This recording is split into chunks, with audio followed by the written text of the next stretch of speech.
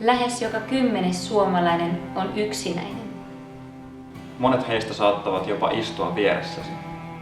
Koska olet viimeksi tervehtinyt naapuriasi? Tai auttanut tuntematonta ihmistä kadulla. Katso ympärillesi. Monille jo iloinen hymysi voi olla päivän pelastus. Kiireisessä arjessa unohdamme usein huomioida niitä perheenjäseniä, ystäviä ja sukulaisia, jotka ovat syystä tai toisesta jääneet yksin. Anna aikaa -projektilla haluamme kiinnittää myös sinun huomiosi ympärilläsi oleviin ihmisiin, joille pienikin ystävällinen ele voi olla suuri apu. Se pieni ele, jolla voisit nyt auttaa meitä, on lähteä joulukiertueemme tukijaksi. Tue meitä osallistumalla joukkorahoituskampanjamme mesenaati.me-palvelussa. Joulun kunniaksi haluamme viedä iloa vanhusten palvelutaloihin, sairaaloihin, lastenkoteihin ja kriisikeskuksiin eri puolilla Suomea.